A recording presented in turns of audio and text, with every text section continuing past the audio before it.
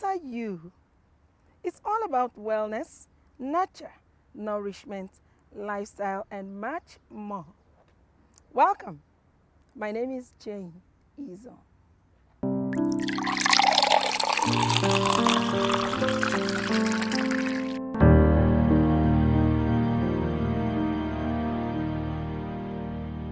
Today, our focus is on the pathway to wellness.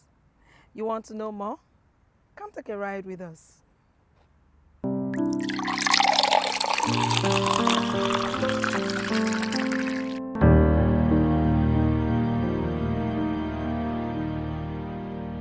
Many years ago, our ancestors lived in sync with nature, their days dictated by rhythms of sunrise and sunset, and their responsibilities in their communities. Their normal was physical activity like farming, walking long distances, and manual labor. Diets were often locally sourced, plant-based, and seasonal. For example, they enjoyed yams, cassava, vegetable, and fruits, amongst many others, and their wellness was tied to communal living, physical exertion, and natural foods. Fast forward to contemporary Nigeria, urbanization, technology, and globalization have transformed lifestyles. Sedentary jobs, processed foods high in sugars and unhealthy fats, stress from economic pressures, and reduced physical activity mark many of our lives today. Modern conveniences bring comfort, but when not well integrated, can bring about a high health cost. Lifestyle diseases like hypertension, diabetes, obesity, which are now more prevalent, reflect these shifts. Meanwhile, non-communicable diseases are on the rise, and the average life expectancy is around 55 to 60 years. All these influenced by factors like healthcare access, nutrition, infections, and lifestyle. Today's medical advances offer longevity potential but require balancing modernity with wellness practices, including physical activity, balanced diets, and stress management. Poor health seeking behaviors exert heavy tolls. Delayed medical checkups lead to late disease detection. Unhealthy diets, meanwhile, fuel diabetes, hypertension crisis. In addition, while sedentary living breeds obesity-related complications in Nigeria, cultural perceptions sometimes delay orthodox medical care. Herbal traditional remedies interplay with modern medicine, which should be intentional and vigilant when navigating. Consequences include soaring healthcare costs, reduced productivity, strained families, and avoidable mortality. Safeguarding health yields great dividends like longevity, resilience against diseases, enhanced productivity, and better mental clarity. Embracing ancestral wellness wisdoms like regular and consistent movement, plant-rich diets, and modern medical access can boost great outcomes. In terms of health, Nigeria's rich traditional foods like efo riro, our vegetable stew, ugba, oil bean salad, and adequate hydration also support wellness. Physical activity like traditional dancing and walking promote cardiovascular health. Nigeria's youthful population can drive wellness revolutions, adopting healthy digital age habits like balanced screen time and active living. Finally, individuals and communities can be intentional about empowering health literacy. Furthermore, traditional plus modern healthcare blends can uplift wellness outcomes, boosting life quality and increasing and improving life expectancy.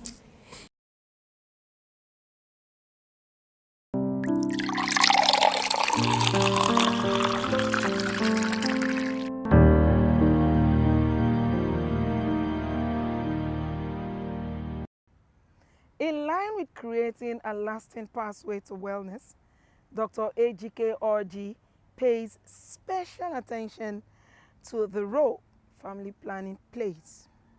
I had an interesting chat with him, and here it is.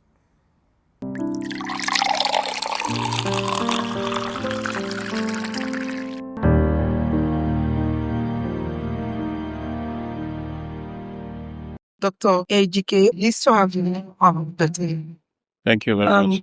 Doc, how far have you come with the health in Family planning advancements. My association, about in 2012, we successfully advocated for the Federal Ministry of Health to allocate $3 million every year as a counterpart support for family planning commodities purchase. And then we had also looked at what was going on around the country. We were already in a demographic crisis. So family planning being the most strategic purchase in health, we felt that Nigeria should intentionally and deliberately invest in it. We also successfully advocated that family planning should be free in public sites.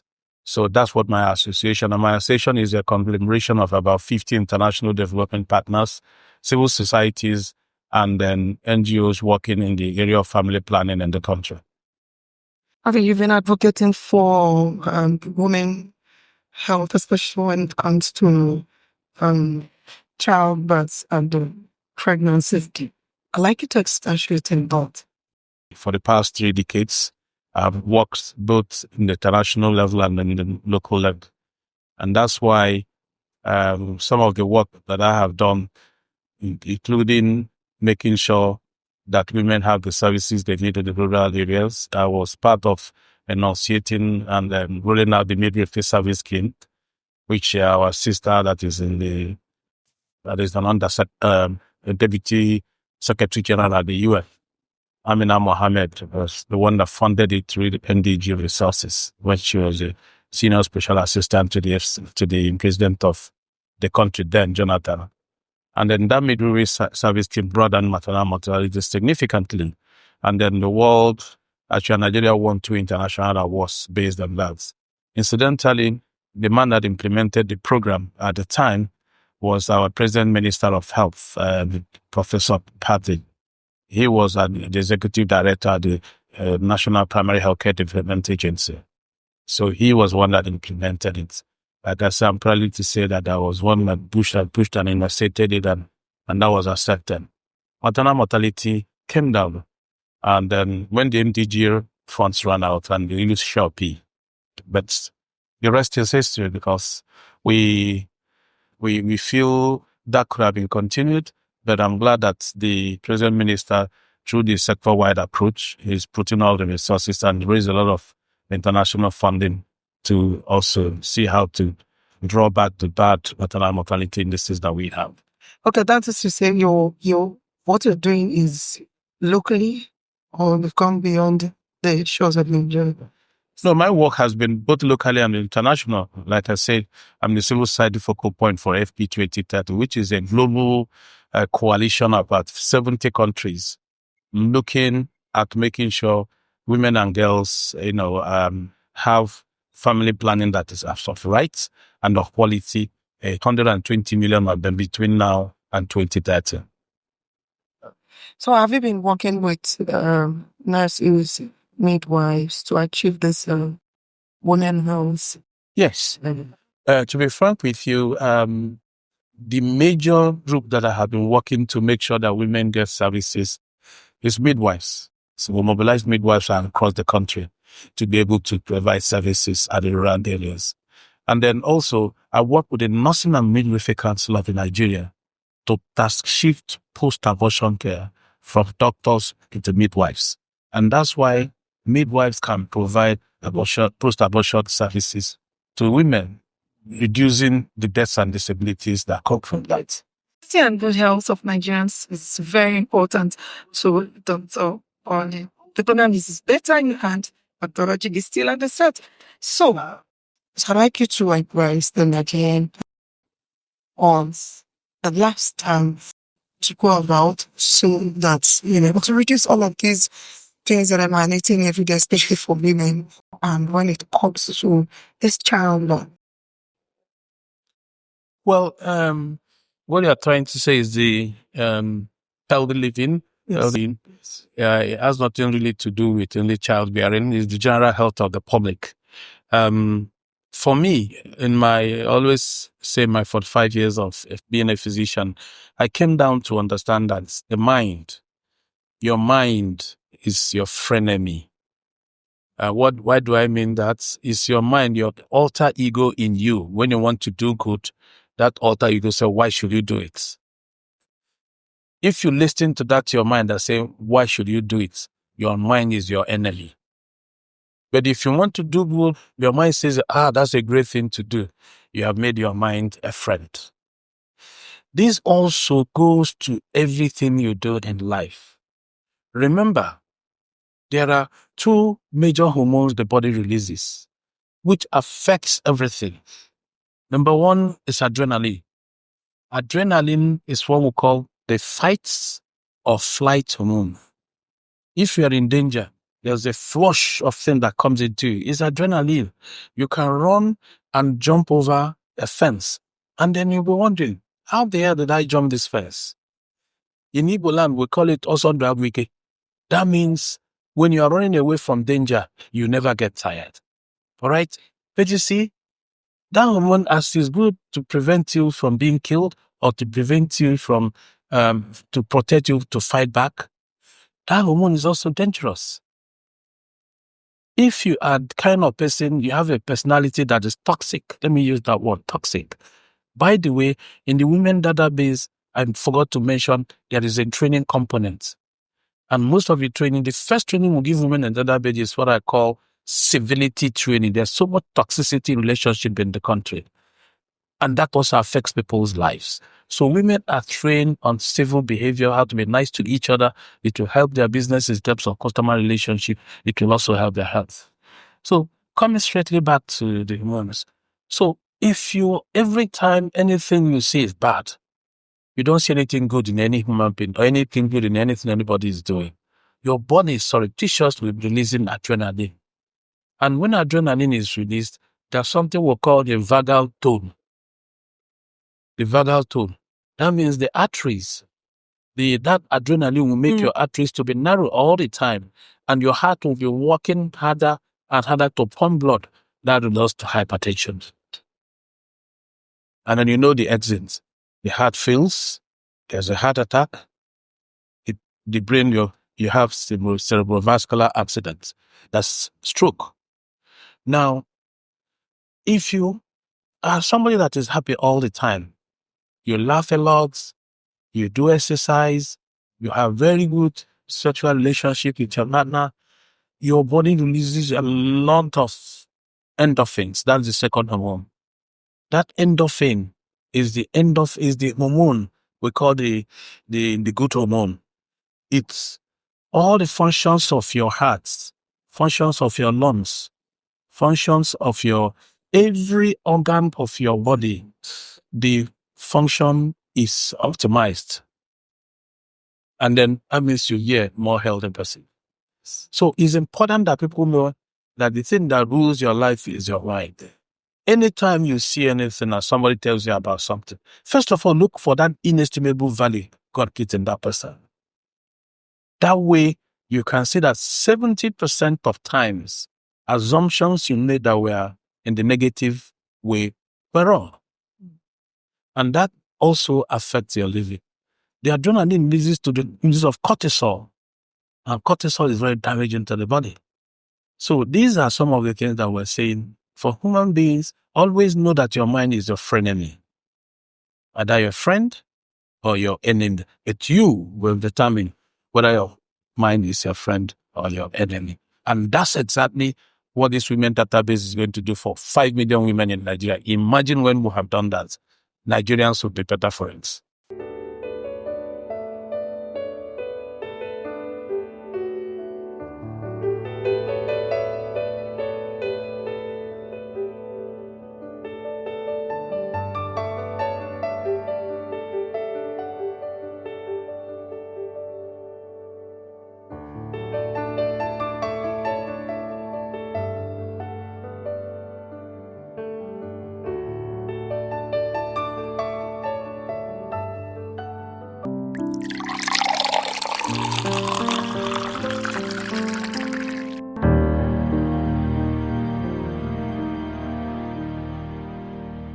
was an amazing exposition from Dr. Ejike. Thank you so much, sir. Now you heard the doctor say exercise is good for the body. Public servants thought it wise to engage themselves in it. I was there. Check the crowd, spot me, and win a prize.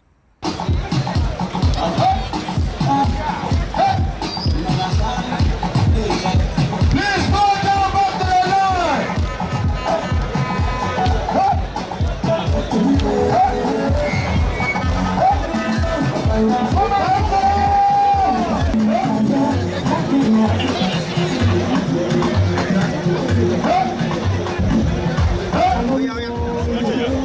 Ice water. Fitness for now.